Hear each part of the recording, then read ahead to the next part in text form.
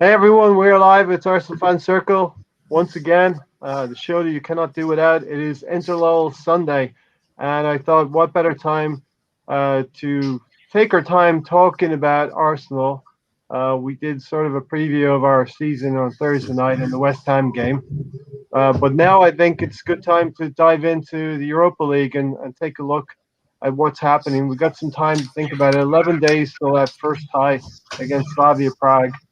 And yeah, let's see what happens. We got 6 days now to the Liverpool game, and that's good because there's going to be a gap of 5 days, I think, to the European tie. So no excuses for us not to be well rested when we start that tie against in the quarterfinals. But as you know, viewers, you've seen Alonso and Tony before, so welcome Alonso, Tony. Hey guys. And if you've been watching Arsenal Fan Circle for a little while now, maybe over a year, it's been a year since we had James on last time, but probably your fourth or fifth appearance now, James, and thanks for joining us once again. You're more than welcome. It's been a long time and great to be back. For those wondering where I've been, no, me and Ray did not fall out. We're still very much friends. The reason being why I haven't been on for such a long time is, for those that don't know, I've been interviewing professional players and managers for nearly 5 years now at all levels of world football. And last October, I was contacted by the publisher of the Secret Footballer books and subsequent website. And they asked me if they could publish my future interviews as well as back catalogue eventually, and to get so much exposure and to go on to interview the likes of Pat Nevin and Trevor Steven that's coming up, and also from the women's game, Chloe Lucas of Benfica. It's been a real joy to get out to a new audience as well. You know, especially such a massive publisher in that respect with a big following. And we just keep trying to produce quality at all times. So I recently went over the threshold of 300 interviews since I started out on this journey. So it was that particular week when the 300th with former Gooner Cohen Bramall was released.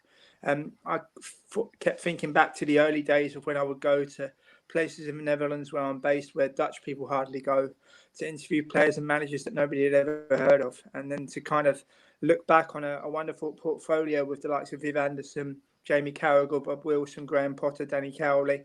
It fills me with an awful lot of pride, but I always say the next interview is always the most important one, and there's some real good surprises and good quality stuff coming up. Yeah, definitely. Older viewers, I mean, of our age, will remember. I remember Pat Nevin, and all of those. Viv Anderson, former Arsenal player as well. So check out. Where can they find you, James, and where can they find those interviews? All my interviews are on my Twitter feed at James Rowe NL. The Secret Footballer publish my interviews once a week, every Wednesday. I also have another publisher in Football CFB who do another interview on a Monday. But if you Google my name as well, James Rowe Football Interviews, you'll find all the different interviews from nearly the last 5 years. And there really is something for everybody, you know, to look back on not just British football, but also world football, you know, to have delved into to African football as well. And to give you all a little bit of a sneak preview, I'll be speaking to former Nigerian and Dortmund midfielder Sunday Alize this Friday. So looking forward to that. So it's nice to cover football at all levels, because it really is a world game. Mm-hmm. And obviously in the current state that we find ourselves in the middle of a pandemic, lots of Arsenal fans in particular like to think that they know the ins and outs, when really, when you deal with the people involved at clubs, and I'll touch on a couple of things later in tonight's pod, there really is some kind of perspective and privilege of information, and not everybody gets to know. So it's nice to release that bit by bit. Yeah, and you say all walks of life are covered. My own perspective, I remember you doing an interview with Kono Seka of formerly Bethlehem Steel, my local team here in the USL, who was affiliated to the Philadelphia Union. So, James, your interviews cross all life, all paths in life, and they're very, very entertaining and informative as well. Thank you for the kind words, Ray. Thank you very much. No problem at all. So I want to welcome in Brownie here. Hi, panel, and hi, James. Many thanks for your time once again, and good luck with your future work. I'm looking forward to visiting Zaragoza soon. Hopefully, Yeah, when I was on his channel a couple of weeks ago, and he's based in Spain. And due to family commitments, I'm sometimes in Zaragoza. So he said about meeting up next time we're in Spain, but could be a while yet, I believe. But looking forward to it. yeah. James, since we haven't had you on for about a year now, just give us your overview of what's going on with Arsenal this season in general. I think what's going on with Arsenal in general is that you see and you hear chickens coming home to roost. I think for all the expertise of fans, young and old, of people who like to prioritise players' social media presence rather than their footballing characteristics, I think rather than pointing the finger at any one person, any one player, I think this season can be summed up by the carelessness at owner level, where we have an owner who does not view Arsenal as a sporting opportunity to grow. He just views Arsenal as a healthy investment, and that's it. There's no urgency to kind of get cracking and making roads in a sporting success. He's very distant in terms of not just his placing where he is, but also the lack of urgency to kind of really step in and have the welfare of the club at heart. And I just think as a club, we're going through the motions at the minute. I mean, if you think of the excitement we had when we was moving to the Emirates and all the cast iron promises of what we were going to achieve, I know that the football landscape has changed, but we never thought that it would get this far. And if I can just touch on the contract situation with players, do any of you remember David Lee, who played for Chelsea and was capped for England at under-21 level? No, I do not remember.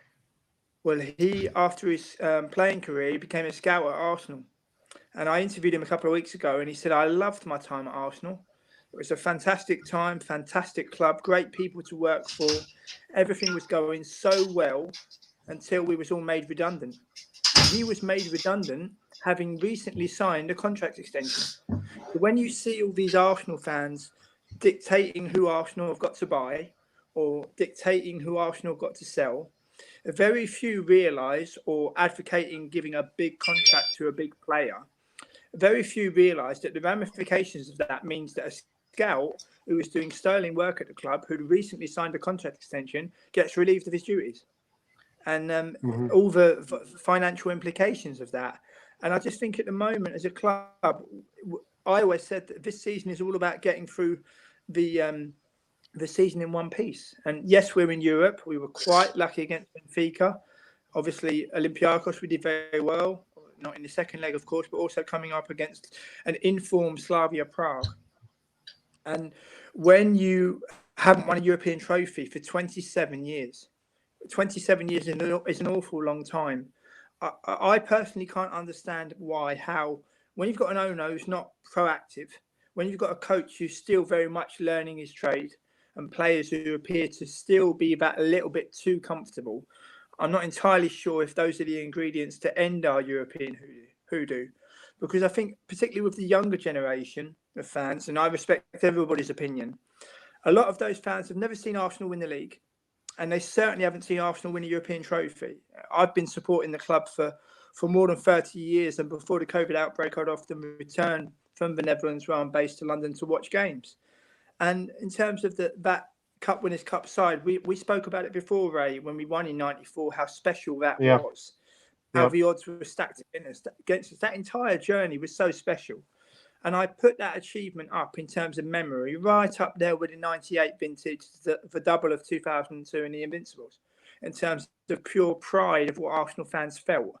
And I think at the minute, we're just kind of hoping against hope that we're going to win the Europa League, when, I don't think we are going to win it. I would love us to. I would dearly so love us to win it, but I really can't see it. And also the disdain of other opponents. For example, Benfica. There was a lot of Arsenal fans who literally did not realise how big Benfica are. The tradition of the club. Massive. Yeah. And obviously we have, in European games, often like to kind of say about the opponent not being maybe being a pub team. It's as if it's not Real Madrid, Bayern Munich or Barcelona, people are not really interested. But there's a reason why we haven't won a European trophy for 27 years. I would so dearly love it to change, but I think with the current ingredients, I really can't see it. I want to bring in the opportunity here for Gary. First of all, thanks for joining, Gary. Hello, everyone. Sorry I was late. Yeah, No problem at all.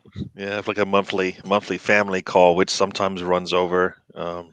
It's I never realize how big my family is until we get together and on a Zoom call, and you realize, wow, it's pretty big. So sorry Yeah. about that. The squares start getting smaller and smaller on the screen, right? They do. They As do. the family gets bigger and bigger.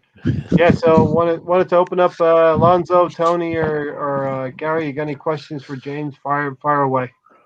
Mine would be, what do you think the chances of getting Mark Overmars from Ajax as director of football, and how much that would help the team?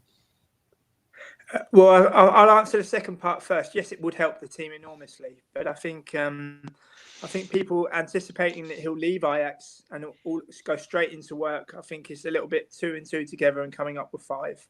Obviously, he's done tremendous work at Ajax, and it's been put into the spotlight due to their European successes, reaching the Europa League final in 2017 and Champions League semi-final. But obviously, my knowledge and being based in the Netherlands and covering Dutch football for more than a decade, his best work was done at his former club, Go Ahead Eagles. He played for that club, but when he finished his career, he went into to do the same job at Go Ahead Eagles that he currently does at Ajax. And he did an even better job, in terms of player contracts. The club was kind of staring down the barrel and looking to the abyss. And it would be great if Arsenal could get such a person on board, not just because he's played for Arsenal, but the role that he would be fulfilling, he's already done it twice. Once with one of the biggest clubs in the country, and another time with a club with fantastic potential. He's got a great reputation that Go Ahead Eagles have, but also the ins and outs of that job. And he takes his job extremely seriously. When you listen to him in media press conferences and news reports, you would forget he was a footballer. In terms of the terminology that he uses to describe his daily work and what he does, it's very impressive. And I don't know if there is a chance, but I wonder, going back to my previous point about Stan Kroenke, how invested is Kroenke to get the opportunity to go and get Mark Overmars?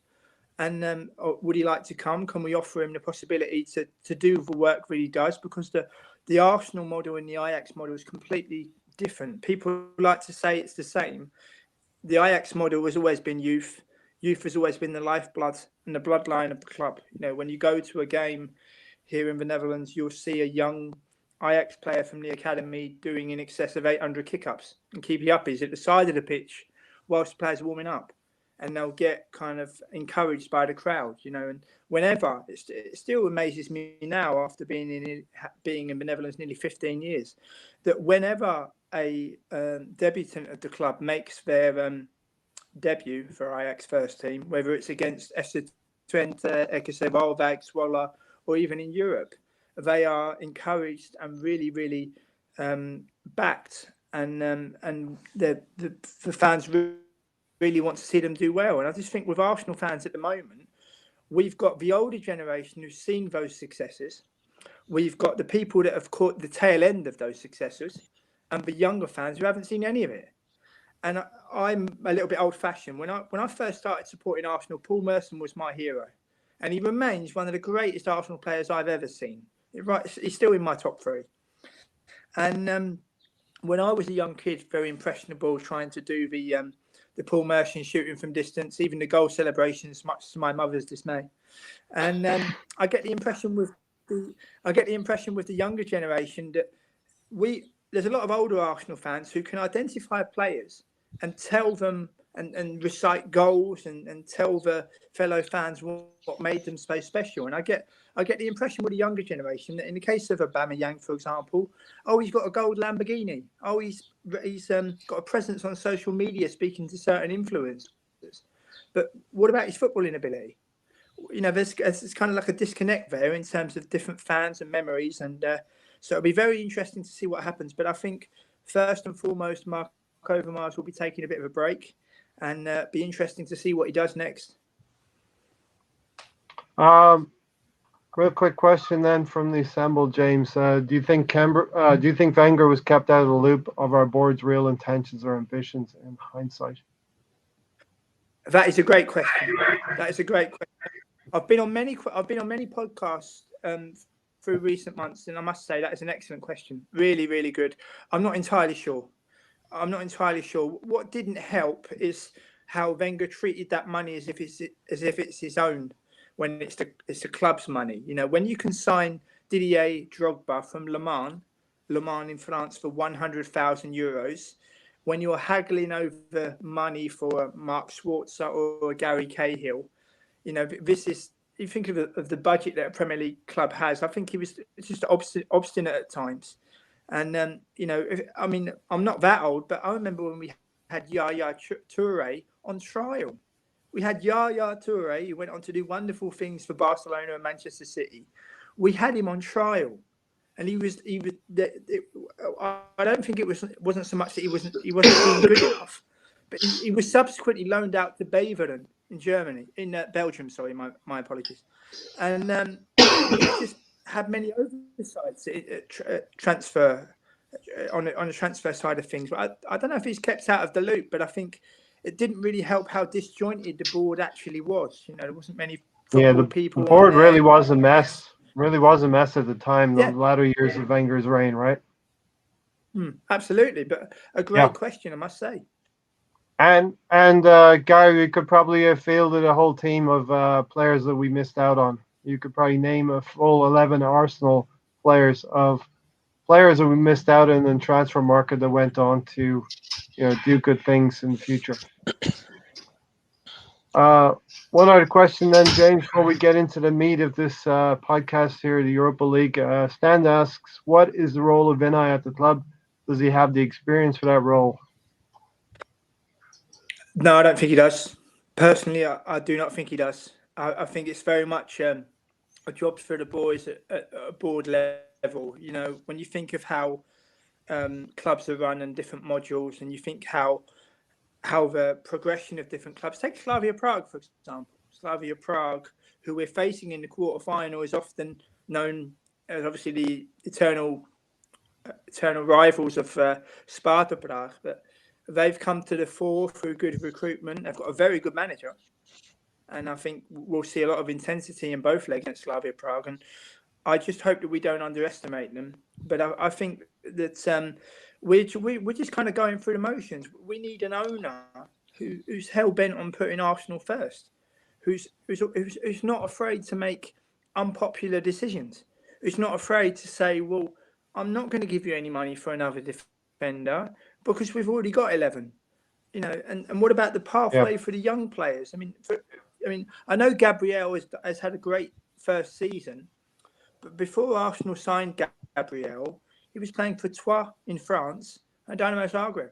And then all of a sudden, he's playing for Arsenal. It's the same with Pablo Mari. Pablo Mari was playing here in the Netherlands for NAC Breda, where at the time that they was last in the Eredivisie in the top division. He was even given the captaincy to his disbelief. When Pablo Mari was handed the captaincy of NAC Breda, he literally said to the manager, why are you giving it to me? He said, I don't speak the language of Dutch. I can't really communicate with the fans and things like that. And via Flamengo in Brazil, he's now an Arsenal player. And I just think that we've got to kind of get ourselves in a position where we start to value hard-working characteristics. I'll give you an example. I'm forever told by many Arsenal players that Mark Albrighton is not good enough to play for Arsenal.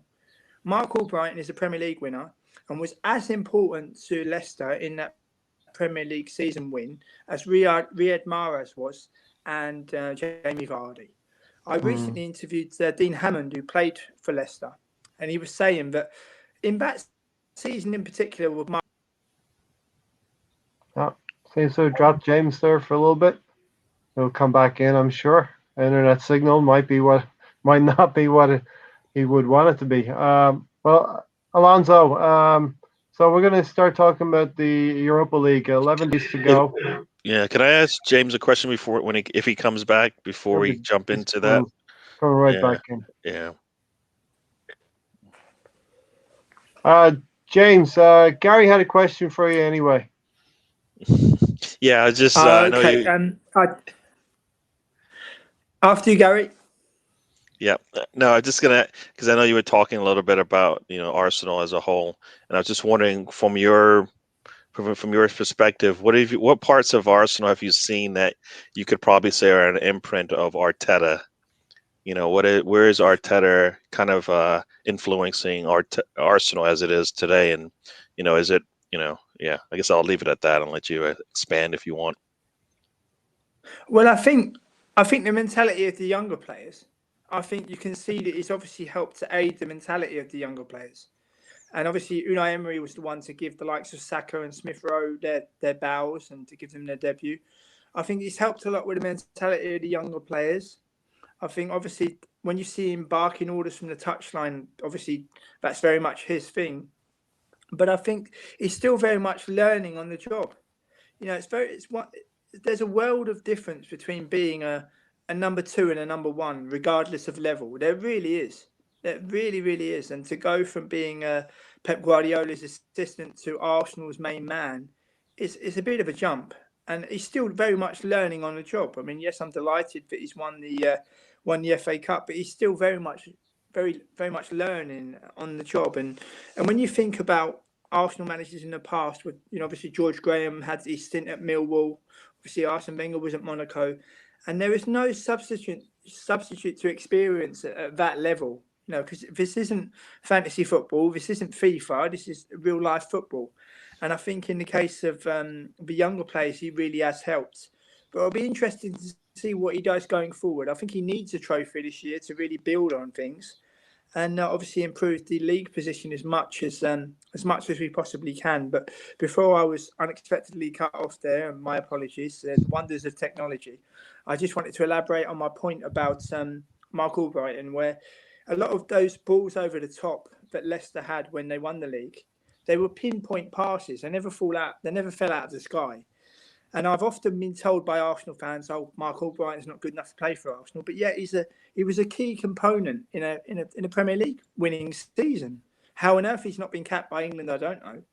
And I think it's especially the younger generation, they're prioritising a player's social media presence, personal clout, possessions, rather than their actual playing characteristics. And I think it's very dangerous. Yeah. Or you see a lot of people compiling lists of, we should buy this player, we should buy that player. I've interviewed more than 300 professional players and managers at all different levels of world football, guys, and I've spoken to players where a transfer has made their career and broken their career. And when you sign as a young player, when you sign for a club, the club becomes your family. And in most cases, those young players are moving away from home for the first time in their lives. So they're learning life skills. And you see a lot of Arsenal fans compiling lists saying, we should buy this player, we should buy that player.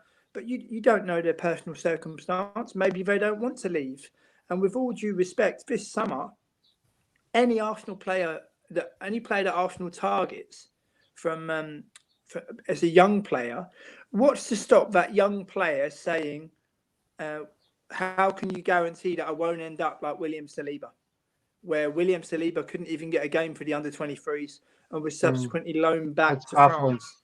And you can't stockpile players, and I think a lot of fans forget that. Yeah, that whole situation is baffling with Saliba. It would take half of this podcast just in of itself to get into that. Let's go around the house here. Alonso, let's talk about Granada versus Man United and Ajax versus Roma, and we'll drill down deeply into these to the top half, and then we'll get to the bottom half of the table. It does appear on the face of it, Alonso, we have had the easier half of the draw. Looking at the teams here, you've got Manchester United, Ajax, and Roma. 3 very, very strong teams, Alonso.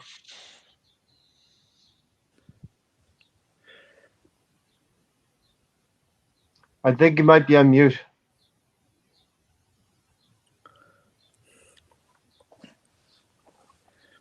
Tony, 3 of the strongest teams in the top half of the table, Manchester United, Ajax, and Roma. But I think I've been told Granada are a pretty dangerous team too, Tony.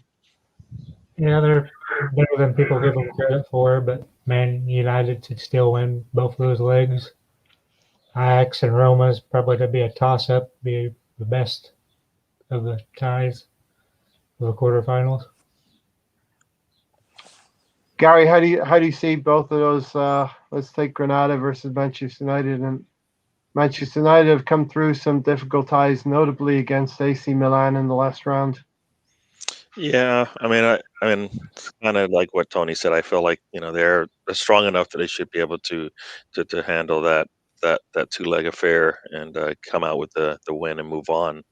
The one thing about this season that is we know is that it's up in the air as to how things are going to pan out just because of the number of games and whatnot. Just when they start to when they pick up teams, so United has shown that they can make things a little bit difficult for themselves, and in a tournament like this, one off, two off in this case, they can get surprised. We saw that in the last round, right?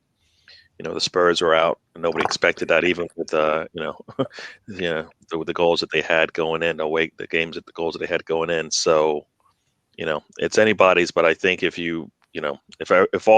everything's equal, United should win that one. I guess on the other side, I think the Roma Ajax is probably going to be one of the more competitive games going there. Between those two teams, it's probably closer than most of the other teams in terms of the levels that you're talking about playing at. So those are probably the ones you want to, if you're going to be looking at, you're probably be looking at those ones to see a good competitive game between the two teams. So yeah, like you said, we got it easy, but I don't. Arsenal hasn't made things easy for us. I don't. Yeah. No, So we'll no.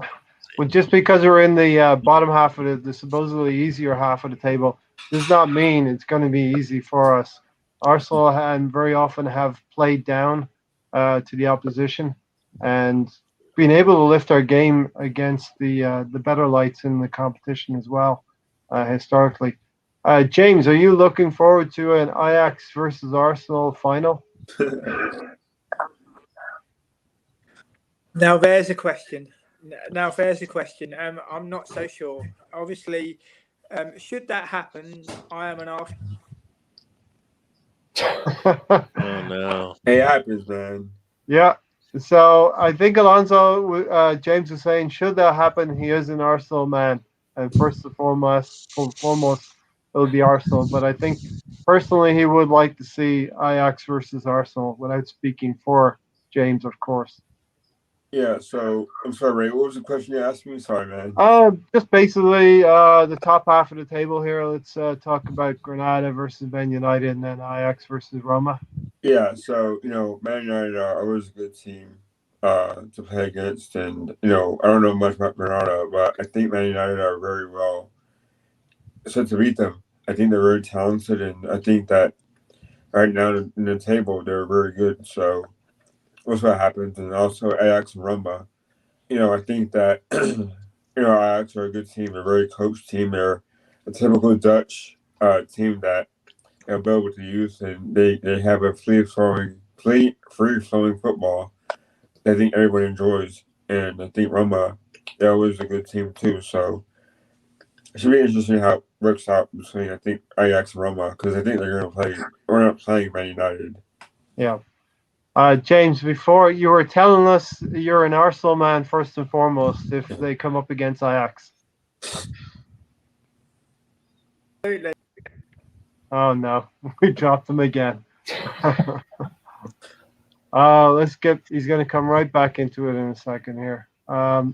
Get some questions from Matt Roberts. Matt, thanks for joining us. First time viewer. Rooney is learning on the job at Derby. So did Lampard.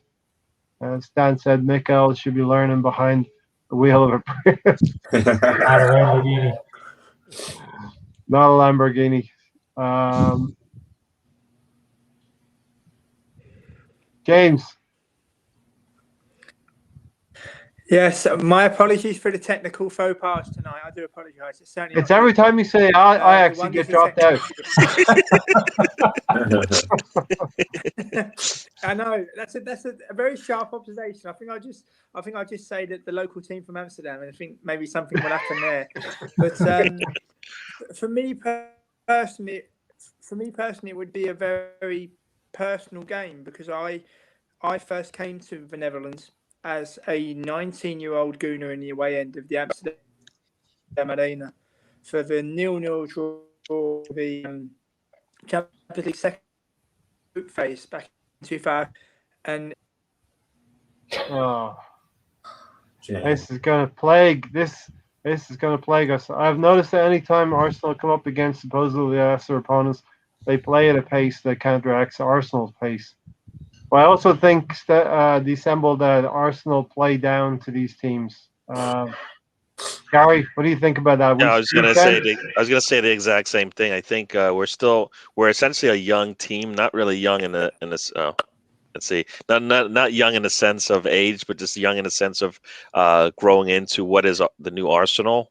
And when that happens, I think you just cater to the team you're playing. You know, we play up to any team that's in the top 8, and we play down to all the teams in the bottom 8, and you kind of get, you get close games no matter what, because we're always playing up or down to our opponents, and it makes it a struggle as opposed to being able to impose our own style into the game, which is what I would like to see, where we can utilize our own strengths and get something out of the game as opposed to kind of try to combat the strengths of the other team.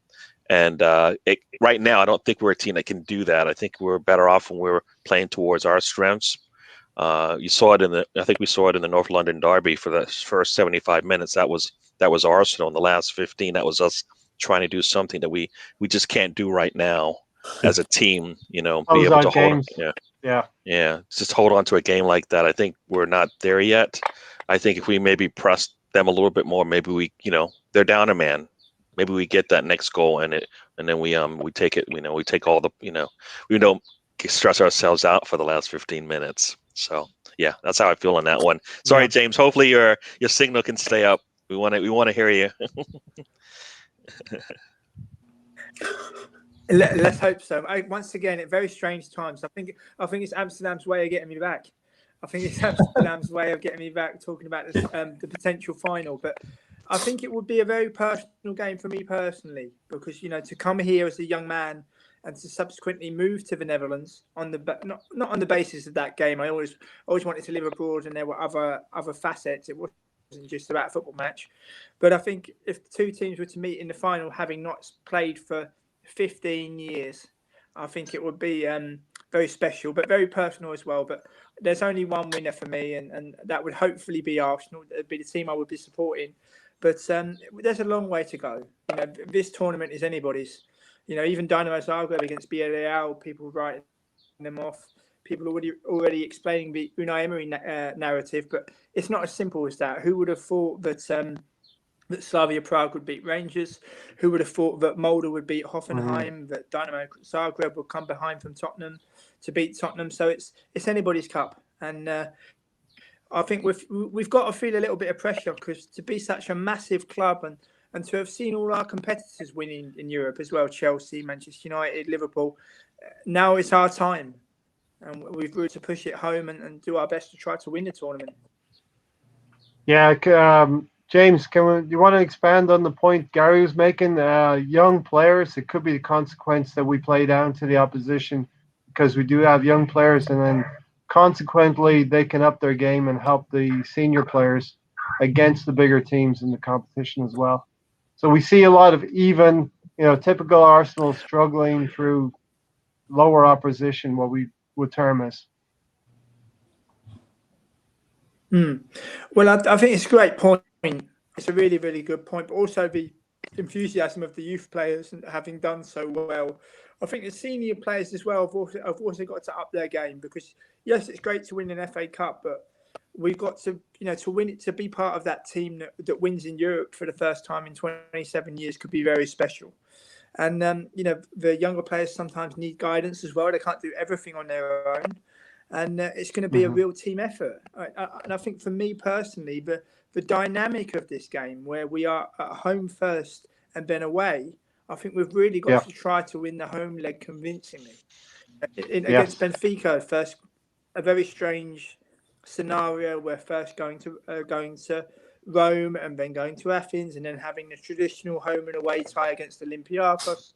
I think the dynamic has changed on this one, and I think if we harbour ambitions to reach the semi-final, we've got to try to win the home leg, hopefully convincingly, because Slavia Prague also came through a group with Nice and Bayer Leverkusen, and subsequently knocked out Rangers and Leicester City. So they're a very good side with some very good players under a good manager. So I think we've got to do our best to try and win the home tie as convincingly as we possibly can. Yeah. Okay, let's get into the top half of the table, James. Manchester United and Ajax, of course, have dropped from the Champions League into the competition.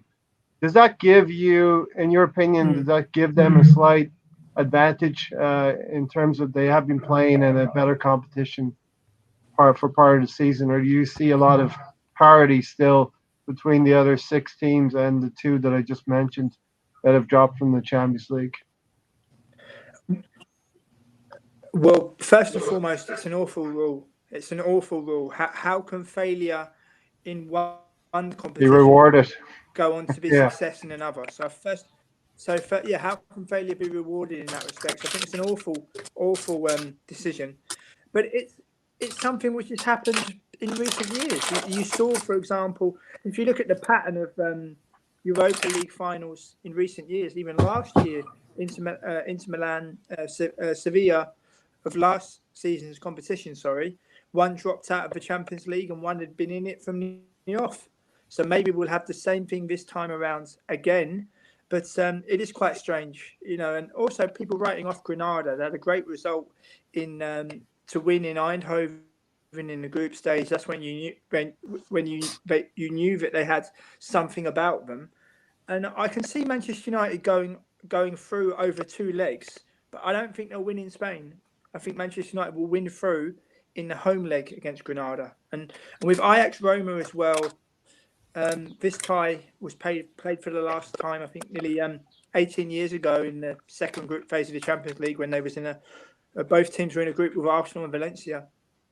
And also the dynamic for Ajax as well, first being at home in Amsterdam and then going to an informed Roma side. I think the same applies for Ajax, where they've got to try to win the home leg as convincingly as they possibly can, like they did against Young Boys. I know that the level is a little bit different, but it'd be very interesting to see what happens. And I think it will end up being a Manchester United-Ajax semi-final. A Man United-Ajax semi-final. So let me go around to Tony, Gary, and Alonso as well. Tony, Granada, they beat Napoli in the round of 32, 3-2. They're taking a pretty good scalp there in beating Napoli. And in the last round, they beat Mold, also, who was in our group. So, as James said, quite a dangerous team, and a team that Manchester United will not or need not to take lightly. Yeah, they're a dangerous team, but I still see United having enough over 2 legs to win. Yeah. And United, Gary, seem to be getting contributions from different parts of their squad now. Paul Pogba stepped forward against AC Milan, scoring the deciding goal in the tie over in Italy. Yeah, I mean they've got enough. They've got the depth. It's just you never know when that depth, when they go to it, or whatever player is playing is going to give you the best that they got. So I mean that's the trick for them is, you catch them on a good day, you're in trouble, and then you catch them on a good day for yourselves, then you could get something out of it. So yeah, I mean, I think like I said, I think they just have too much. Over the course of 2 games to be able to get enough out of it to get the win. Yeah, I mean they're playing on the road to start, and they've been, I think, from what I recall, being on the road, they've been able to get. Yeah, Man United will play away first, so that is an advantage to them. Yeah. If it comes to be, it goes into extra time. in the second leg. It will be at Old Trafford, and away goals will count double in extra time.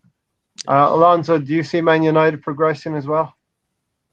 I do, but given Granada's record against some teams like Napoli and Rome, I think that they could win at least one leg. I don't think it'll be enough, but I think they'll give Man United a hard time. Yeah, James. So we have Manchester United going through in that quarterfinal, the first quarterfinal.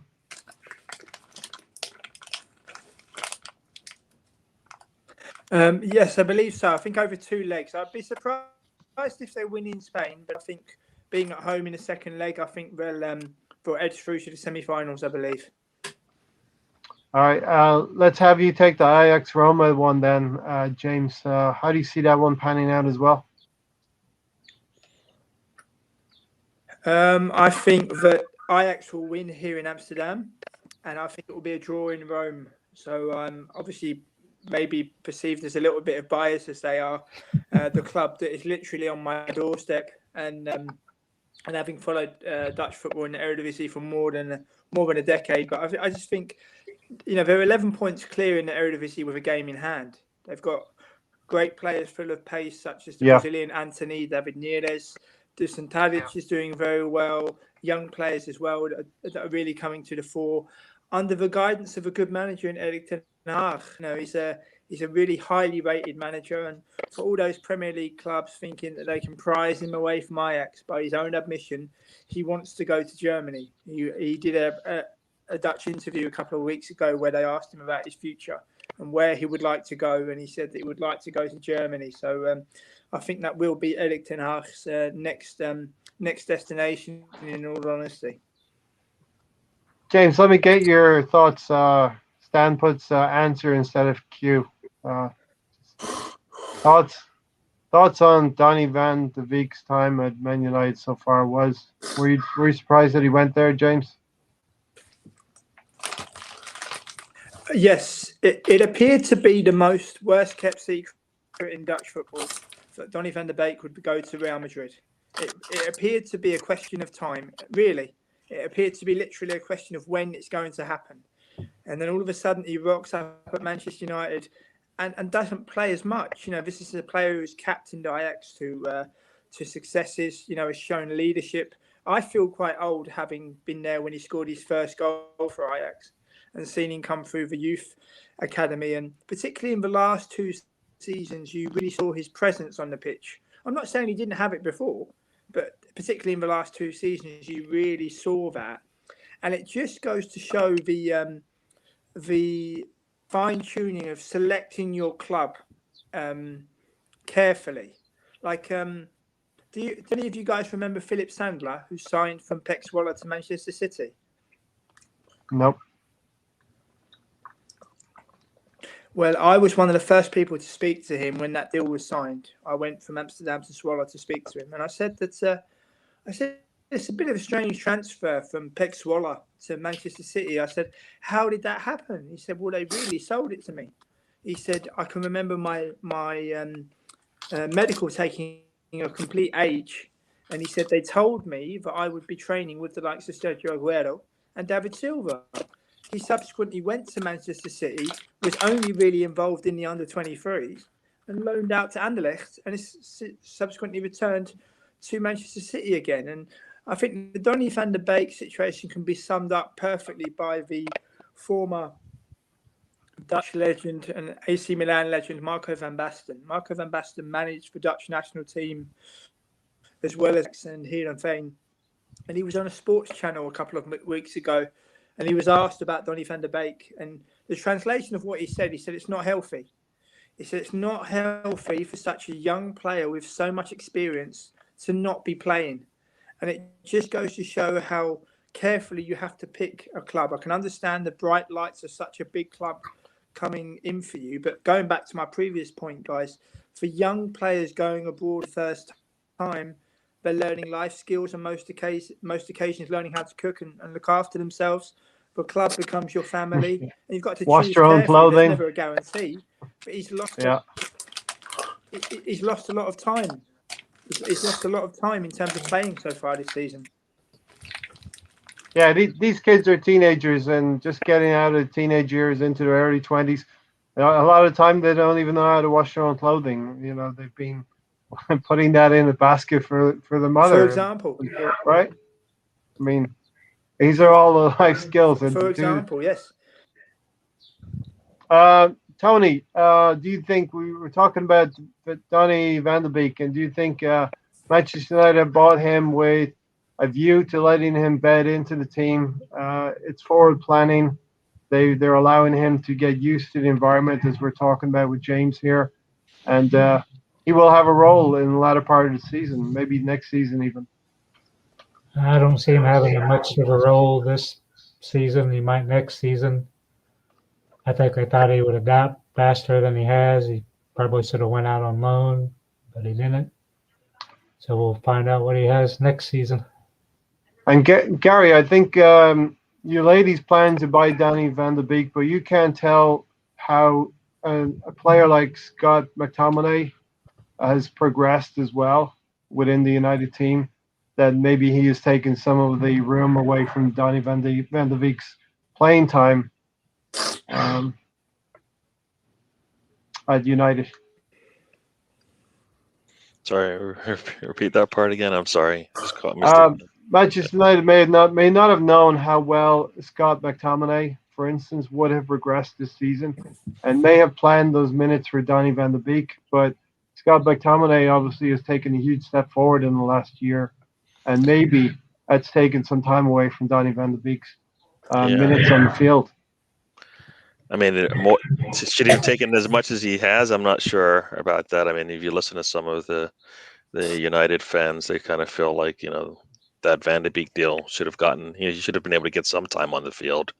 And in some cases, to McTominay, he's struggled as well, right, this season. So I think it's a strange combination of things. I don't think working out fully the way they wanted them to. You bring Van de Beek in there and you expect to see him get to play. I mean, I think they're a team that he should be able to kind of come in and be able to fit in, based on what they were planning to use him for. But maybe they don't. Maybe they changed their mind when he got there. It's about as much as I can say about that. Yeah. Gary, Ajax versus Roma. How do you see that one panning out? We've got Man United in one semi-final. Who's going to join them?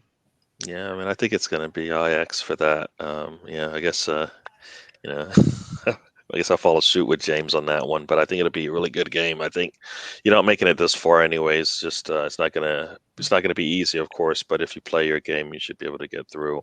So I see the Ajax side getting through on that. Yeah. Of course, that would be a repeat, I think, of the 2018 Europa League final, right, James? Or was it a semi-final? 2017. 2017, Jose Mourinho beating Ajax in the final, right? 2017. Alonso, I watched here in Amsterdam.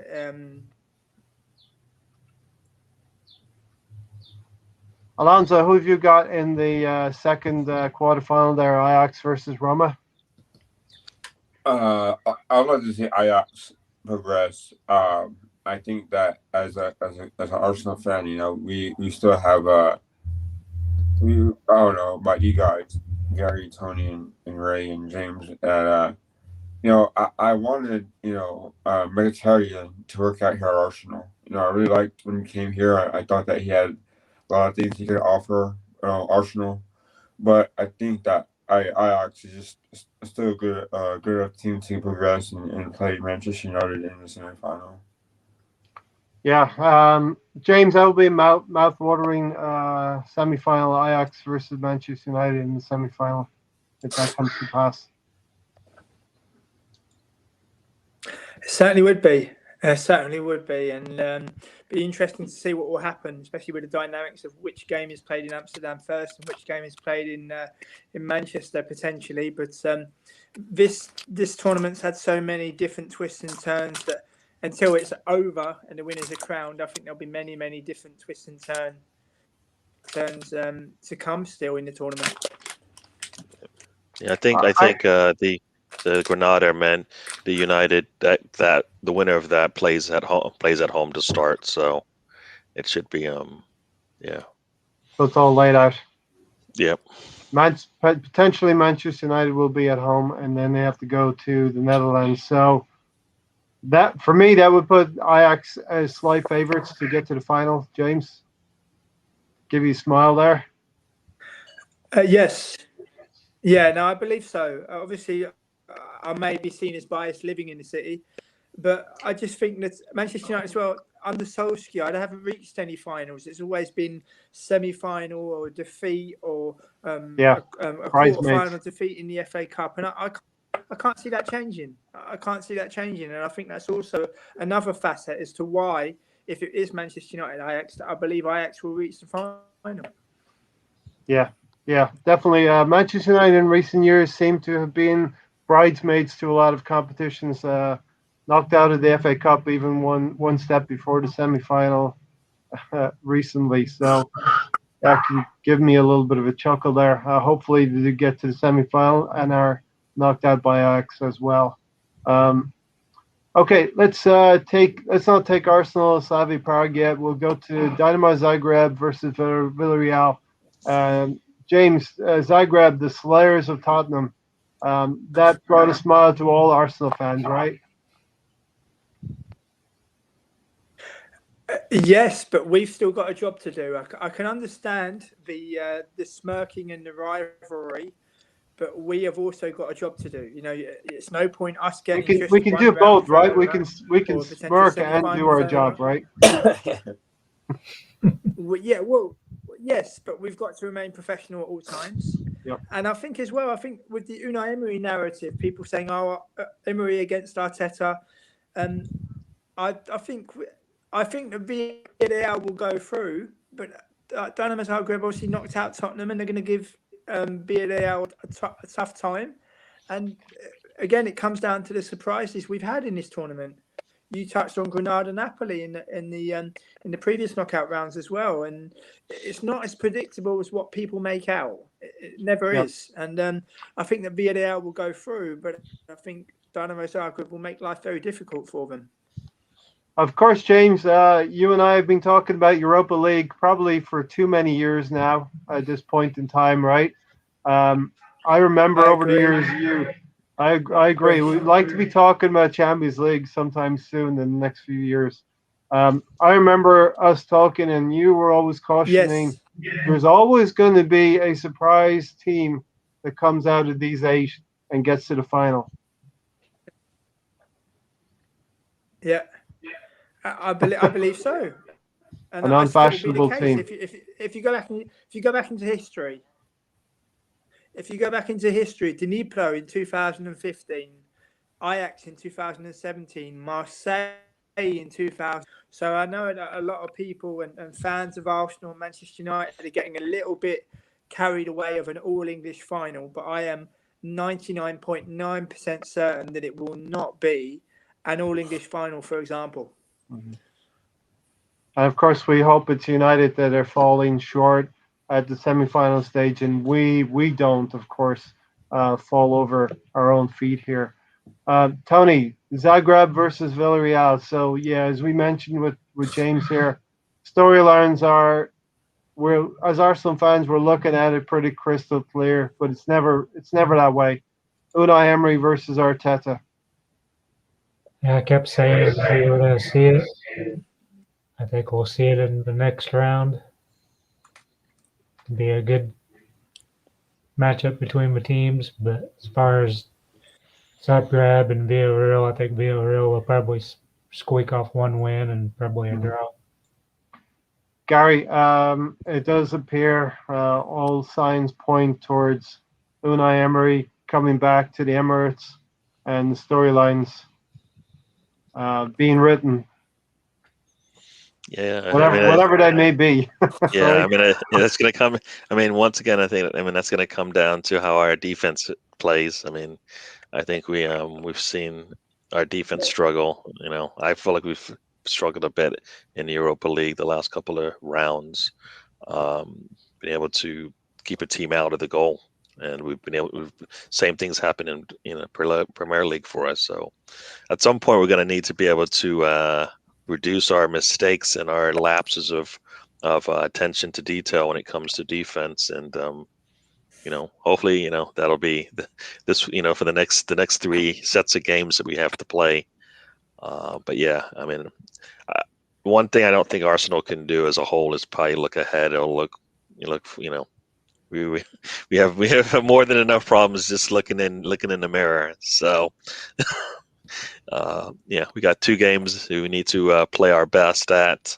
There might be a little bit of tension in there, but I think we've got enough on our side to win it, to move along.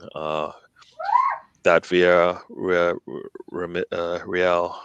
game against Dynamo, I think it's gonna. It's that could also be another entertaining game because the way that Dynamo was able to get through, right?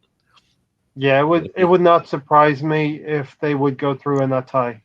Yeah, Dynamo Zagreb. Yeah. I don't think that would surprise. I mean, it wouldn't surprise anybody, right? So the way they've played, so you catch them on the right day, you have a really good game. So I mean, they played really, really well to get past the what we could say is probably a weak mentality Tottenham team. They went there with the 2-0 lead and didn't do all of the right things to maintain that lead or even excuse it. So. Alonso, Dynamo Zagreb are going to be a dangerous team to go up against Unai Emery's team, Villarreal. Yeah, Dynamo Zagreb had a lot of heart to come back and win and beat Spurs, right? And like you said, right, we were happy that they beat Spurs, right? But at the end of the day, like James said, we had to be professional about it and just do our part because we've struggled as well. And so I think that both quarterfinal games are going to be pretty interesting, and to see how we do under that pressure because in the past last year we lost to the Bialcos and we were supposed to beat them pretty bad, but we didn't. So hopefully that we will learn from past mistakes, and I think that we go through. But back on Villarreal, I think that Emery has them coaching well. He has them playing pretty well. So it'd be good to see them go through, I guess. But at the end of the day, it's how we play and how we progress, and it still remains to be seen. And we haven't seen the best of what we could do yet. Yeah, so. Definitely. James, as Alonso said, are we learning? Are we getting some sharp reminders between last season and this season about being focused against the upset? Olympiacos is a lesson harshly learned for us, and also playing out from the back recently has been a lesson that we've learned harshly as well. We can have no excuses, right? The clues are on the field in terms of Arsenal. I think Lorenzo makes a great point, and we've got to be professional and try to finish this job. And the Olympiacos result in the last 32 of last season's campaign was an awful result, made good and swept under the carpet by the FA Cup win. But again, 27 years before since our last European trophy, it's high time. We know we are a very big club. We know the rich history of our club, but we've got to start to win in Europe again. And our record in European finals is atrocious. Obviously 1995 and the year 2000 and 2006 and 2019. It's always been the nearly men in Europe, and we've got a great opportunity this time round to really try to win it. And I know people talk about the pedigree of going into the Champions League, but first and foremost, if we do win the Europa League, let's celebrate that.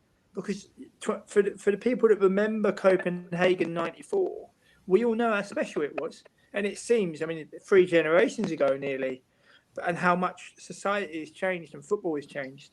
But we've got a great opportunity. And I just think the dynamic of this game, we are at home first, and we've got to try to win, hopefully convincingly, because Rangers didn't win in Prague. Leicester didn't win in Prague, and I don't know if we're going to win in Prague. I think if we're going to win through, I can't see us winning both legs. I think we'll win the home leg, and then narrowly. But then, do we do enough in Prague to get over the line and reach that semi-final? Yeah. Tony.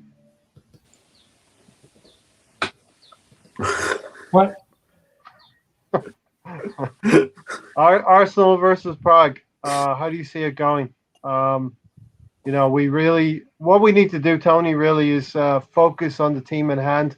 The headlines are all going to be about the wrong reasons and disgusting behavior of the Slavia Prague team or players or player in the last round. And we need to stay focused and play the right way and beat them on the field for the right reasons.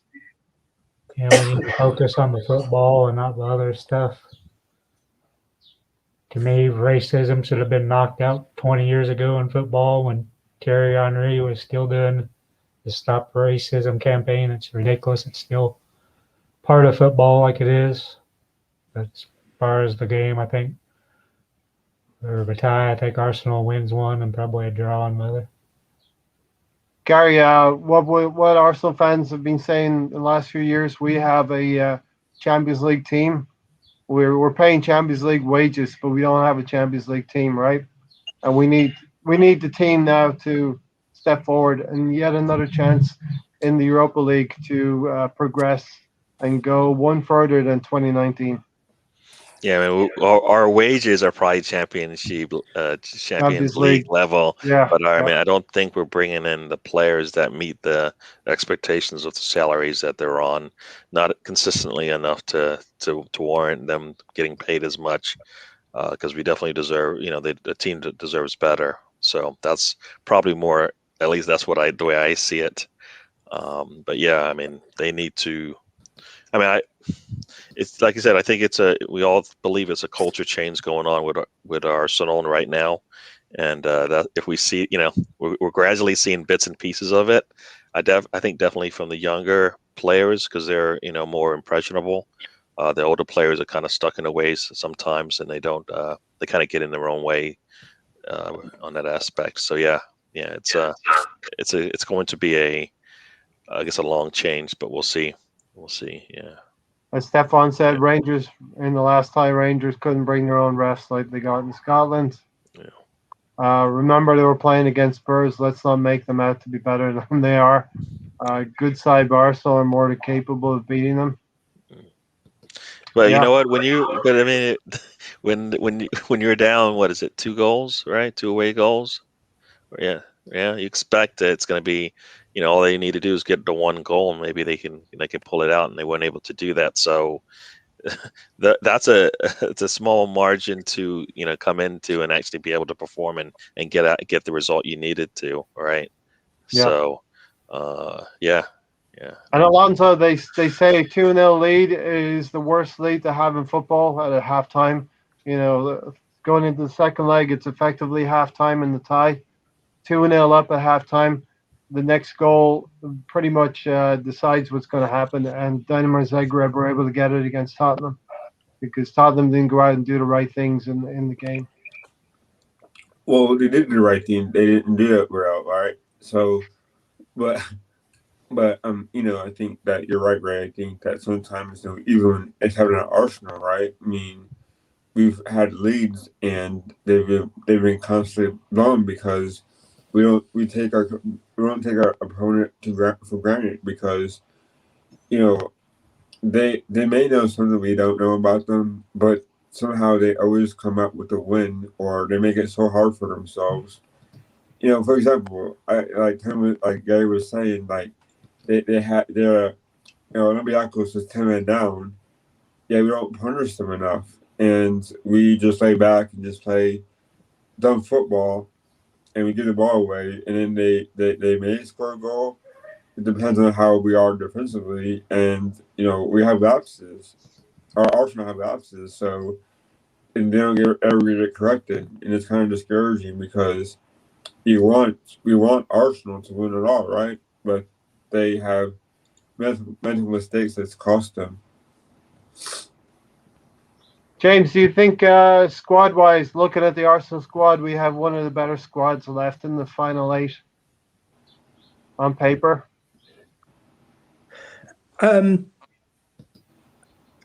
Possibly, but I don't think that's going to be key. I think that's a second part of the equation. I think it's going to come down to small, minor details. How do we deal with events on the pitch? You touched on the horrible scenes of what happened at Ibrox. You know, I've always advocated that in the modern age we live in, if you really, really want to kind of make a statement, then persistent offenders of clubs need to suffer relegation. Persistent offenders of clubs, or whether it be players or fans, where it's been proven, they need to be relegated straight away. They need to be thrown out of European competition.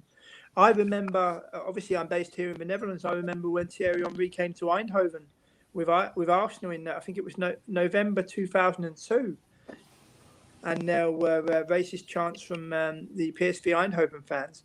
And bearing in mind, this is 19 years ago, and they were fined a paltry €13,000, which is a chump change for a professional football club. So I think with the events of what happened on the pitch at Ibrox, and you just know that some of these Slavia Prague players are going to try to intimidate. They're going to try to use that as a potential leverage to try to get on in the ties. It's like an open book. But if you really want to really stamp this out at club level, you've got to look at relegations for clubs, and you've got to look at being banned long term from European competition, in my opinion.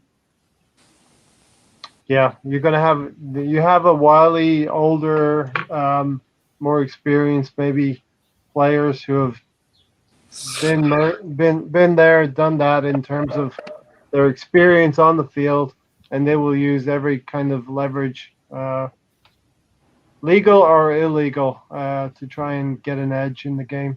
And it's just something that Arsenal have not been good at this season, especially James in-game management for Arsenal. The kind of picking up for your own teammates, we don't see that on the field as you would with other teams.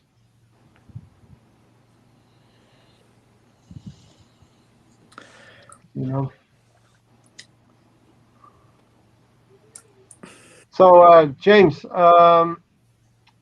can we say that Arsenal are a cup team that is probably well equipped at this point to get through this competition to the final at least? What's your prediction? I think I'll go with Gary's point, and I agree with Gary, where we've got to take it round by round. We don't have the European pedigree to automatically assume that we're going to be fighting for the final and fighting to win the final. We've just got to take it round by round.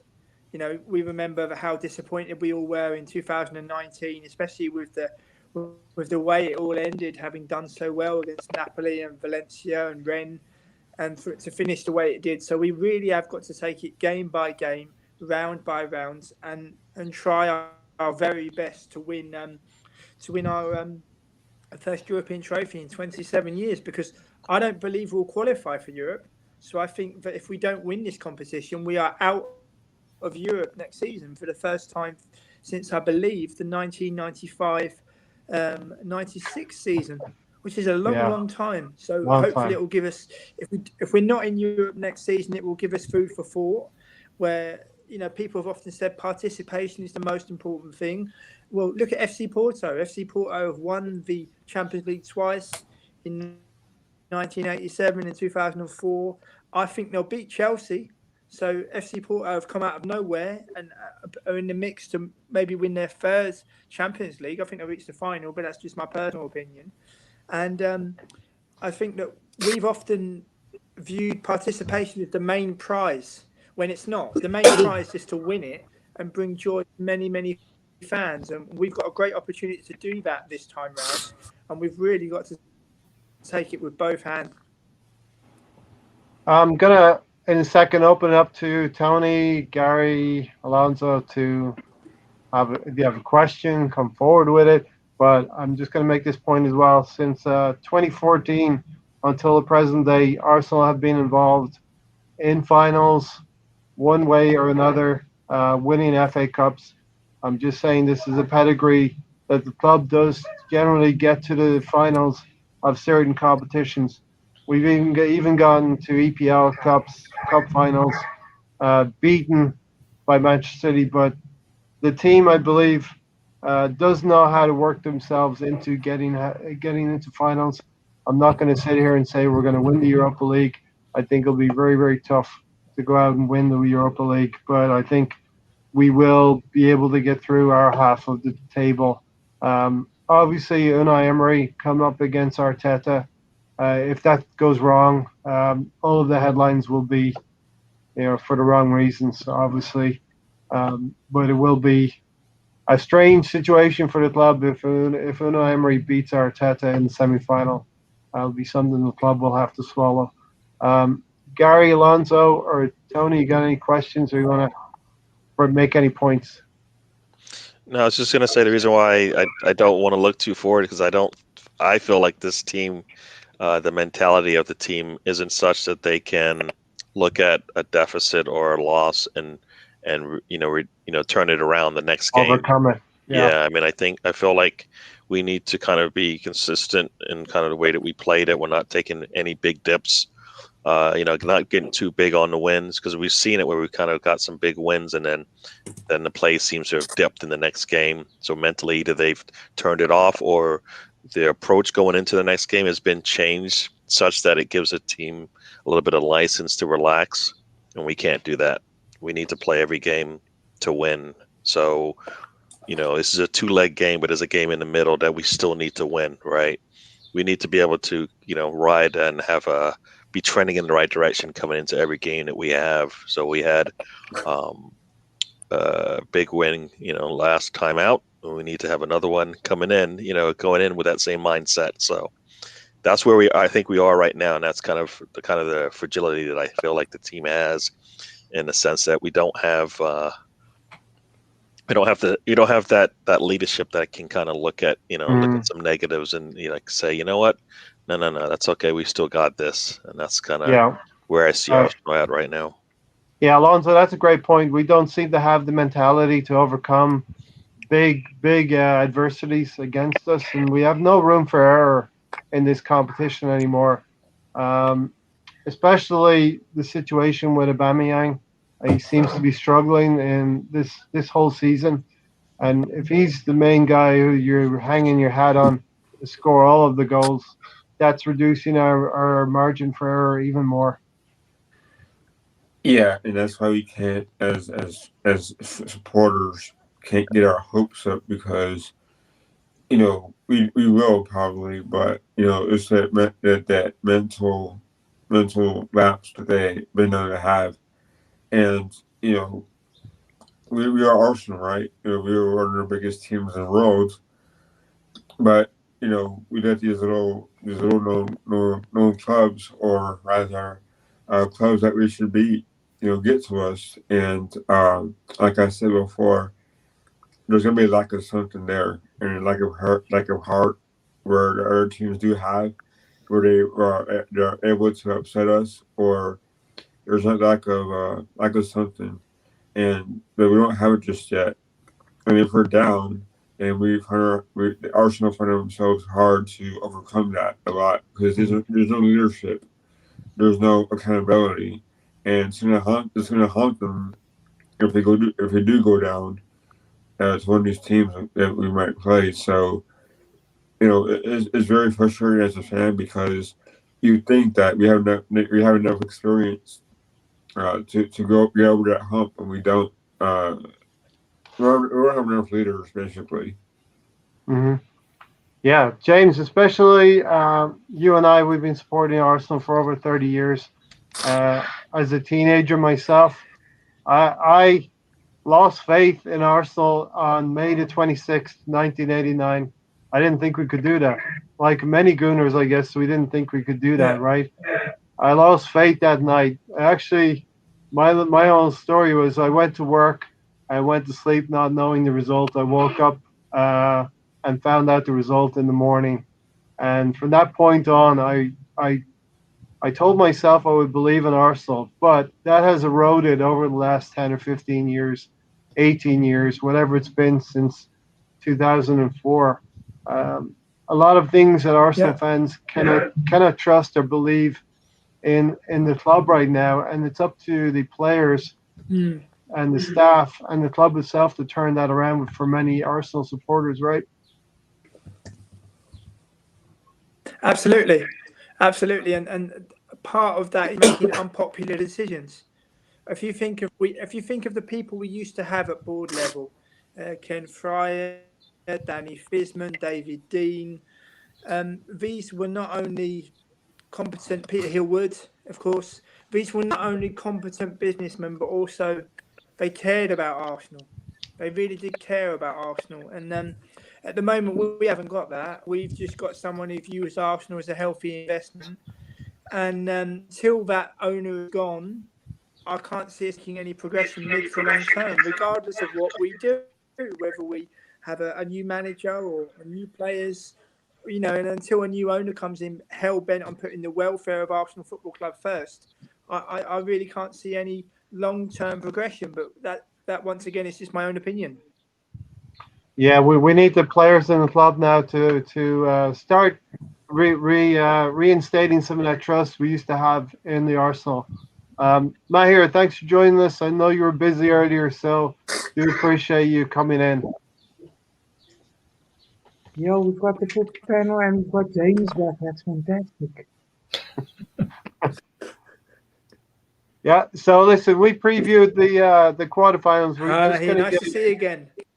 Nice to see you again. I hope you're keeping well. Most definitely. Hope you and your family are good as well, brother. All right, now, Mahir, we're gonna put you to work real quickly here. We've gone through the top half and the bottom half. What's your feelings on the quarterfinal ties? Granada versus Manchester United, first of all. Manchester United should go through. As much as I hate them,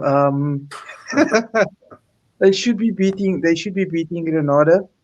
And through Ajax and Roma, that's going to be quite a good game that I'm actually looking forward to watching. Roma to go through.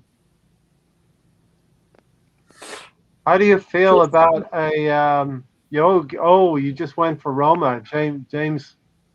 Here we are. James would not like to hear that. You just went for Roma. Did you hear that, James? You went for Roma.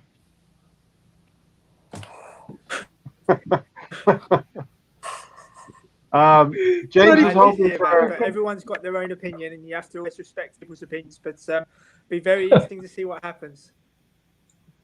Mahir, then take the bottom half for us. It is Arsenal versus Slavia and Dynamo Zagreb versus Villarreal.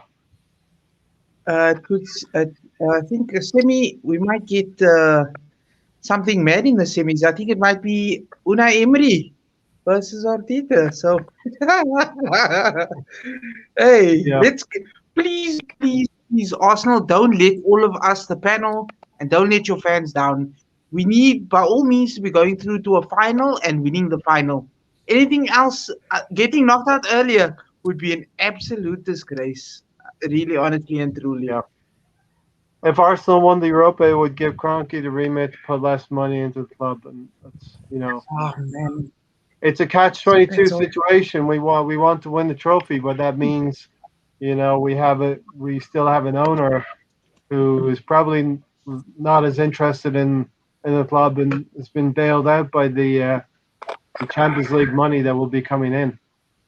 So it is a catch-22 situation. We do want. I would say every Arsenal fan wants the best for the club, and if that means the Europa League, a consequence of that will just be Stan Kroenke having less interest in the club, right? But why would that be the case, though? Like, why would us securing Champions League mean that the Cronkies put in less money. That just means we need to get rid of the Cronkies and get proper owners. Proper owners that love the club. Knows what it is to be supporting Arsenal from young and seeing what a great club we are. My personal opinion, yes. James, what do you make of the Florian Balogun situation? Will he stay at Arsenal? What's your feelings on it, James? I think we're having some issues.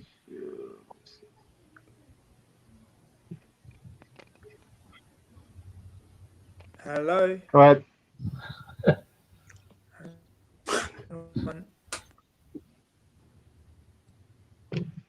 Give it a minute. Yeah, just give it a minute. As Ray Anderson said, if we won the Europa League, doesn't matter if Kroenke puts less money because he's practically not put anything in at this point in time. I mean, all he's done is approve certain things that I think the team then had to pay back, right? So it wasn't like he provided them with money and then said, pay me back. He just said, take these particular funds and use it, right? So, and we haven't got anything extra. Nothing extra from him, right? So Exactly. Hi, James. Can you hear us? Hello, can you see and hear me okay? Yep. Yes. Let's Yeah, don't say Amsterdam, don't say Ajax. Tonight. I do apologise. It's certainly not deliberate. I did hear the question. And I don't think he'll stay. No, I think he will play, and it's a prime example that the club's not being run properly, and that starts at the top with the owner that we have. And as much as I love the club, until we have a new owner come in bent on putting the welfare of Arsenal first, I really can't see any progress. But that's just my own personal opinion, mid to long term. Thanks for having me tonight. I've really enjoyed it. Yeah, really quickly, James, you've interviewed a lot of players in your profession. Have you come across any players that you could, I don't know, it's a difficult one to say, that they're Stand up. Can you hear me? All right, I think we'll leave it there for James.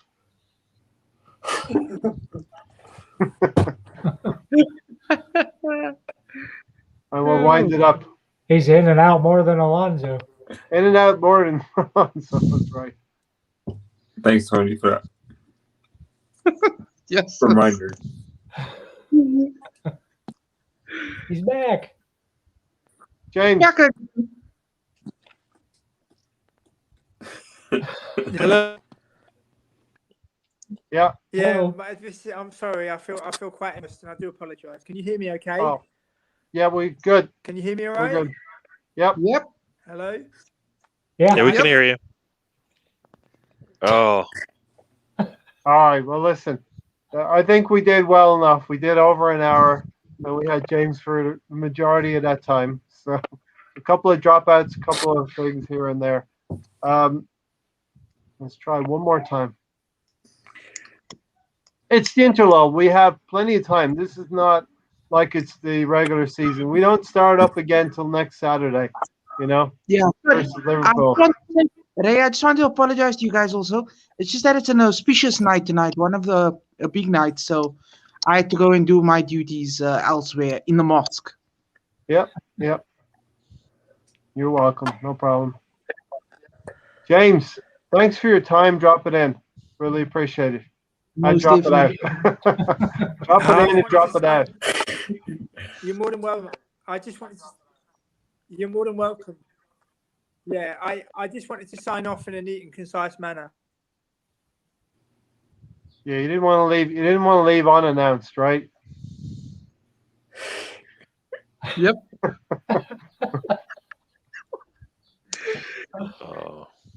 For guy. Alonso, did you leave your computer? Of all times for it to happen.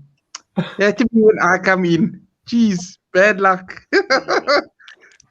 It's not you, Mahir. It was happening before you got here as well. Yeah, I mean, I'm being sarcastic, man, but it's a good joke, you know. Hey, man just came in for a 5-minute appearance. But yeah, I'm glad you guys had a seat in the panel. And it's always good seeing, James. James was with us since we started also. And it's just gotten bigger, you know, with these interviews and all that he does in his profession. So, yeah, please do follow James Rowe at James Rowe NL. If you're watching this podcast for the first time, it's Arsenal Fan Circle. Hit the subscribe button, hit the like button, and check out the ticker down bottom. GoFundMe page for Tony. Let's try and get him. I'm tired of talking about first legs and second legs, so let's get Tony a leg, a prosthetic leg that he needs. Please, guys, go and support, please. Please, by all means, Tony's been with us since day one. And man. Alonso, you need to tell James how to go in through stealth mode. You go in and out through stealth mode. Yeah. So, Stefan, I've learned how to use my iPhone to use it very, it's cool because like my iPhone doesn't go out, so I've learned that to do that on here instead of my laptop because my laptop is just so worn out and I don't have the proper screwdriver to go in there and mess with the fan, so I just use my iPhone now from now on. Right. Yeah, somebody get Alonso's screwdriver. Otherwise I'll drive there myself, man. Did you talk about Partey and Aubameyang? Is that one of? Who, me? Yeah, I didn't know if I missed it or not when I. No, what have you got? Bring it to the table. No, I mean, personally, if Partey and Tierney are, can bring us what they've done plus more, I think Partey is the one that probably we haven't seen his ceiling yet. I feel like gradually we've been seeing good things from him every time he's been out there. So the more we see of him on the field, the longer he can play, the better he'll. We'll see all of his skills hopefully. And Aubameyang, I don't. Is Aubameyang long for Arsenal? I'm not sure. It all depends. This is gonna be a tough game. I don't think we're going to get. He's going to get all the space that he needs. I just don't think. I don't see how we're actually paying him too much now. I don't see how another team can take his wages. Yeah. I think it's very difficult to move Aubameyang on at this point in time. We're also trying to make it work. We're also trying to make it work with Odegaard and Emile Smith-Rowe and getting him the creativity he needs on the field and getting him the 6 or 7 chances so he can take 2 of them. Yeah, that's really where we're at. Yeah, and we're not. That's not the type of team we are. We give you 2 chances, you got to hit one of them, right? You're not gonna get 6 chances right now. Not the way we've been playing because we're gonna put the ball in positions to score, no matter where it is on the field. So if you're not part of that build-up, then you're not going to have the opportunities. Most teams can cater to 1 or 2 players and get the balls to them all the time, but we just don't have that. And personally, I don't think you should, right? I think you should take advantage of what the defense gives you. If that means the shot's going to come from your wings, then that's where it should come from. If it comes up the middle, perfect. But I think we're just taking what the teams give us, and because if they don't, then they just sit on Aubameyang, and then he's not been able to do it all by himself, right? So, it's more of a team concept. If we're talking about percentages of improvement, you can definitely get that through Partey. Yep. If Aubameyang's improvement comes within games, he can be non-existent for certain games, but then he can score 2 or 3 goals, and it's hit and miss with him. And of course, Tierney, I think Tierney has levels that he can go up to as well. Odegaard is improving, and Emile Smith-Rowe, I think, is improving. So that's about 4 players that we will need to improve as the competition goes on, and we play Slavia Prague in the next round. Of course, Liverpool coming up 5-6 days from now. Am I here? Yeah, you know what? There's nothing left really in the Premier League to fight for. I would say they use it as practice, get up to fitness, and get up with their performances. Would be the best thing because we need to, by all means, guys, get through to the final, win the final. That's Mhm. what it is right now. Yeah, definitely. Anything less, Uh, if we get knocked out by Slavia Prague or one of these other teams, utter shambles, utter shambles. The there's only way I can see us going to the final, winning the final, or to be considered anything near to a slight success. Alonso, Stan said we've never gone cap in hand for money. Funds have always been made available. They've just been poorly spent. And as Mahir said, the club is up for criticism. Arteta is up for criticism.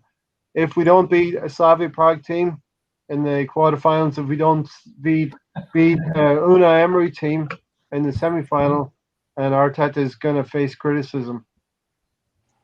And he should. He should because I think this is Arsenal. This is an Arsenal football club, right? And we need to destroy teams that we have more talent than and back to what Stan was saying, that I think the way that our structure has been the past 10 years, maybe 5 years, we really haven't spent wisely. I mean, there's talent everywhere, and there's some really good players in England, whether it be Championship or League One, League Two, even Premier League, but we don't buy them because there's some stupid premium. But yet other clubs and different teams are buying these players, and the scouting, there's rarely a scouting department nowadays. But when we had them, the recruitment has been terrible. So Kroenke needs to hire the right people. If he feels that his money has not been used properly, and we need to give money to players that perform on their level, not players that they're under contract. Let's give them a better pay raise and better wages so they could come back. That to me is ridiculous. It's like they're aging players. Some they still can and hopefully get something for them. And Mustafi and Xhaka haven't performed to where they were brought at. So someone's got to give. Either Kroenke has to learn how to I guess hold these scouting or people who are in charge of Arsenal accountable, because we're not getting anywhere unless that happens, and that's how much he cares. He doesn't. Yeah. So listen, PG Nez. Why won't this international break end? Watch Ireland versus Luxembourg, which wasn't pretty. Was not pretty as an Irishman, I can tell you, PG Nez. It was not pretty. None of them. Did you see that out here? Luxembourg's a big powerhouse in Luxembourg. I mean, they are the best thing in Luxembourg. This is your opportunity. This is a segment of the podcast to beat the Irishman, the Irish host up with. Come at me. I'm not going to be like Anthony. I'm not going to change my nationality. You guys got good whiskey. Yeah, let's just say that. In terms of your football play, you guys got good whiskey. And Connor, the other thing, Gary, it makes us Scotch better. It makes us all Irish Arsenal fans makes it more understanding of what's going on at the Emirates right now, because we're used to poor football. As Scotch or Irish whiskey better, Gary? let me let you guys know. Never mind international football, English in Ireland, South African. Oh my days! What? That's shocking beyond reason. If you guys ever have a chance, there's something called the Premier PSL, South African Soccer. I dare you to just watch 5 minutes and not be like flabbergasted at how bad this football is. Guys, I haven't ever watched even our local Premier League, our local soccer. I haven't even watched a single game in my 15 years on this planet. Not that I'm that old. Well, maybe you can add that to extra and figure out my age. But yeah, guys, that is the most shocking football I've ever seen in my life. You're probably the youngest between you and Alonso. I don't know who's the youngest, right? So I think Alonso might be younger than me, though. I'm 39 years old. I'm 39 right here. okay. Oh, okay. My hair's got you. Tony's the youngest. Tony's the youngest here then. I'm the youngest. And Tony, how old are you, Tony? 41. So I'm the youngest. My hair. Gary. It's me. Oh, okay. 3-2. Wow. We need Mahir. We need him to bring us the young kids' perspective, right, Gary? Yeah. Yes. Yeah. I mean, I don't know if you. I think you posted it. Everybody looking at all the numbers of all the money Arsenal has spent on its players, and we're looking to spend similar money on players, and people are saying we just don't have it, and that's disappointing, right? Because we spent the same money on what we've got now, and we're saying we'll spend the same amount, but we don't have that money anymore, or it's not worth it. And it's like, well, no, it's definitely worth it. There's a few bargains. There's a few bargains though. Like 20, I would spend 25 million and go get Edson. What's it? Edson Eduardo. Yeah. I'll go get Eduardo from South immediately. And maybe a Brazilian maybe in that 25 to 35 range, there are multiple players we could get. Some we don't even have to leave the country for, and that's part of the thing. It's like I'm saying just stay in the country, get all the players you have. If Odegaard is one player we can get, good. But we need people that have played in the Premier League to come in, and we can't get them acclimated in anymore. Like we've sat on certain players. I mean, you've seen in the chats. I mean, some think William Saliba isn't coming back because it's going to sell him. I mean, that's stupid. The only way that works is if they get back more money than they spent, and I just can't see Arsenal doing that. Right? It was $25 million just to keep him. He hasn't played for 2 years. They've paid back some of the loan. To make any money back, you're gonna have to sell him for what? 40. Yeah, and I don't think you're gonna get that. So you might as well. We can't afford to waste money. You got players with skills and talent. You're gonna have to figure out how to get the best out of them. And you know what? That means Arteta is gonna have to bite his lip and figure out how to get players that he's lost confidence in, and they've lost confidence in him. It's a two-way street. It goes both ways. You can't expect respect if you don't give some kind of confidence to them to show that, you know what, I do believe that you have what it takes. And I think we have players that do that. I mean, you have to utilize all your resources to the 100% before you realize it's not going to work. I don't think in 18 months that he's been here, he's one that can actually say, yeah, you know what, Guendouzi, yep, it's not going to work here. You got to go, right? Not in 18 months. And if he was like 5-10 years into his career, he could probably make that decision pretty quickly. But we just talent now. You have enough. You need the talent on the field. You need to figure out how to poke it the right way, right? We would talk about you poking us in sense of getting us to react to what you have to say. He needs to be able to figure out how to initiate that that performance out of his players, regardless of whether they like him or not. I mean, because they just don't have the money to just give it away. I mean, not with talent now. We've let a lot of players go, less for talent and more just because the contracts are really bad. Now we've got players with talent, and we're still talking about letting them go. You can't buy a car and put it in the garage, or you just not drive it. We bought a Saliba, and we don't know what he's all about yet. So we didn't know we bought him. We didn't even put him in our garage. We put him in somebody else's garage, and guess what? They're out there going crazy with it. Yeah. Doing donuts in the parking lot, having fun, doing races, winning races, and we're sitting here going, you know what? We don't have that car. We need that car now, right? Oh wait, he's over there playing. You know, our neighbor's got it, and he's using. It's like that power tool. It's like that power tool you lend to your neighbor, and you haven't seen it. No, and the guy's out there making millions off of it, and you're like, how is he so rich? He's like, oh, I took your tools and I used them better than you did. Renovating for himself, and you just have no idea.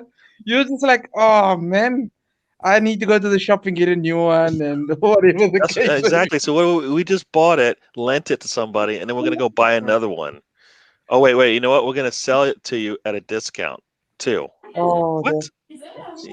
As the Assemble said here, Arteta done this to himself when he decided to play a weakened side in this year's FA Cup.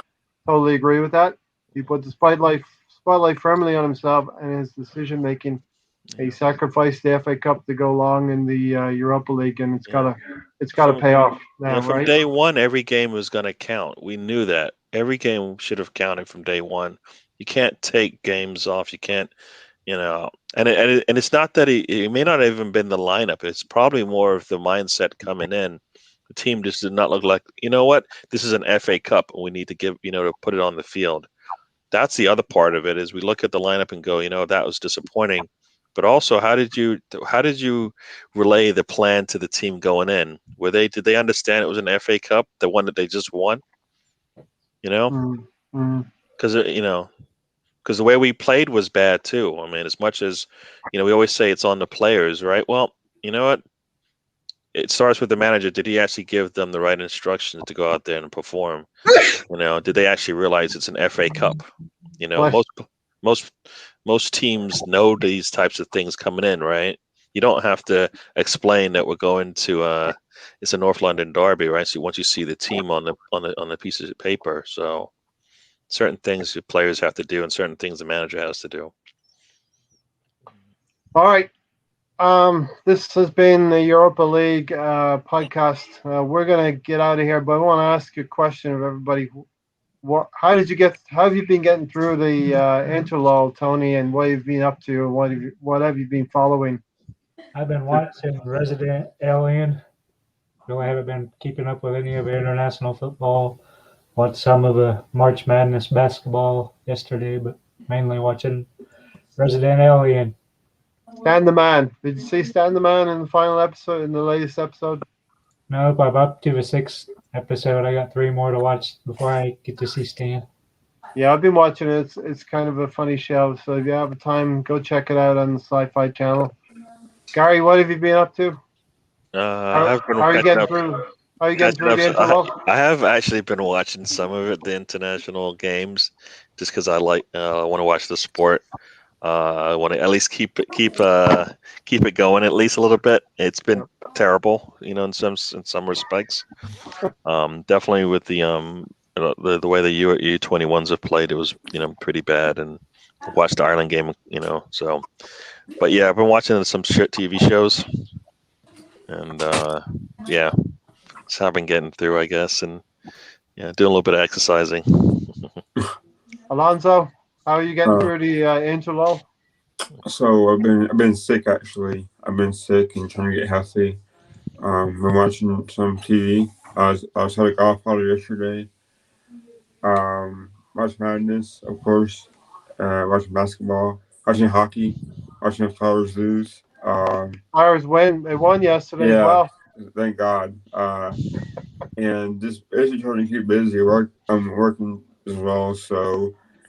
And basically hanging out with mom, hanging out with friends. Well, just trying to keep busy. I have a comic book collection. I gotta keep reading my comics, so just trying to stay busy while Arsenal are right now, and I'm actually watching NASCAR here shortly. So, yeah. Yeah. Listen, we wouldn't know that you're not feeling too well right now, so you're a trooper for coming on. Being on the podcast, and let's have a full recovery and feel better soon, right? Yeah, it's just allergy season here in Texas. The pollen really gets to me Pollen. sometimes, and so Yep. I sound stuffy, but I'm getting better every day. So yeah, it's gonna be on you guys. Yeah, definitely. As Ray Anderson said, been listening to podcast after podcast. That's what's getting me through this interlull. So I hope we're helping a little bit Ray as well. Also, I've been trying to figure out how to get into my car. Tony, how do you get into your car with temporary prosthetic leg on? Uh, Not easy, right? Gymnastics and contortion. Gymnastics and contortion, bro. Much love to all of you guys, though, eh? Mahir, what have you been up to in the interlull? Hey, man, job hunting, bro. job Job hunting and streaming Call of Duty mobile. Yeah, Nice. that's what's getting me through. Talking to randoms around the world, killing folks in deathmatch, battle royale, and also posting some of that content. So he's been killing people to get through it in and all. Oh, Yes, that's his. Gary, It's the younger generation, Gary. That's what they do. You know, like Call of Duty Warzone is actually something I'm itching to play, but I don't have the console for it. So for now, I play on mobile and screen record like rescues and murder streaks and stuff. Yeah. Very entertaining with randoms around the world, and obviously post some of that content as well, guys. So, I have Call of Duty Cold War. It's pretty good oh, game. nice. Yeah, so I'm playing that as well. Hopefully, at some point or another, when I get a console, I'll let you guys know. Yeah. Let my subscribers know, we can get in a whole Arsenal fan gaming or some sort of, Yeah. keep each other occupied during this damn corona. Whoever ate that bat, damn you, homie. I don't know what that question was for me. How many have I been on? What does that mean? Do you know what that was? Was that you, Tony? Ray was talking about he's been watching podcast after podcast. No, I'm not. Tony, I'm not Gary, you that just big. got a guilty conscience, Gary. Tony, I'm not that big. I'm not on that many podcasts. You're not? No. It might seem like it, but I'm not. And Gary, you all think I'm the only one that pokes people around here. Tony does a lot of that too. Yeah, it started. I think it started. I'm going to blame you because it started from you.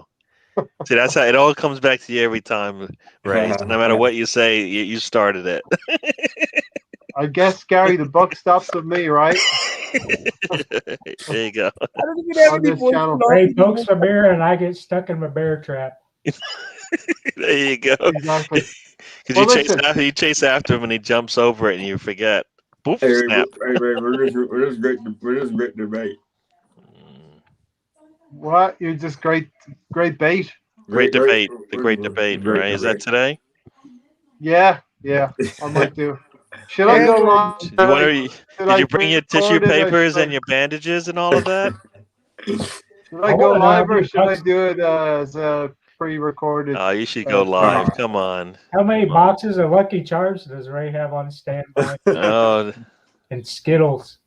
All right. It'll be at about 40 minutes from now. We'll be going live again. I'm going to go up against Sam Greenwood, and he's going to kill me. Oh my God. I think it's going to be pretty much he for Arteta out, and I'm for Arteta, and we'll have a little bit of debate about it. He's going to run you over with his reindeers. Yeah. I'm sure some of you. You can always come back and say, "Look at his hair," and then he has no answer for that. I'm sure some of you will be in the chat to help Sam along, right? Alonzo's will be calling Arteta blockhead over and over again. Yeah. Yeah. So come back in about 40 minutes to here, and I'll be having a debate with Sam about that. Arteta in versus Arteta out. Oh man, Ray. Best luck, Ray. Yeah, I'm gonna need it. Sam's got notes. Just tell your wife to press 9-1 and then tell her she'll know when to press the next one. That way, you'll be okay. I need a safe word, Gary. I need a safe word. Hey, Ray. There's Hay Ford, there's David Crockett. Contortion's a safe word. All right, that has been the Europa League. Thanks for your time, Gary and Tony. Thank you, everyone. Lonzo, Everybody in the chat. Thanks for everybody in the chat. Everybody on the replay. Lonzo, am I here? And Yeah, guys, have a great Sunday, and talk to you guys soon. Great Sunday. The interlull is almost over. We will be back on Thursday. Put up Ray's last comment. Right after I get bandaged up from what Sam is going to do to me. Put Ray's last comment up, Ray. Ray Anderson. He has been on so many. I don't remember. Gary? Not that many. Not that big time. I've done like one show, I think, in the interlull. So, there you go. That's how big time I am. Stefan, around 40 minutes. Come and watch me get beat up by Sam Greenwood. And me defending Arteta. Arteta in versus Arteta out. This has been Arsenal Fan Circle. Thanks, everyone. The interlull is almost over. We'll be back for a real show on Thursday. We're going to definitely talk about the Liverpool game. The assembled. Really appreciate everyone coming to watch today. It's the interlull, and I know a lot of people tune out of Arsenal as well. And Mahir tunes out of the show. Lost him already. He's gone. Come on, you Gooners. Up the Arsenal. See you on the next one. Yes. See you guys. Thanks.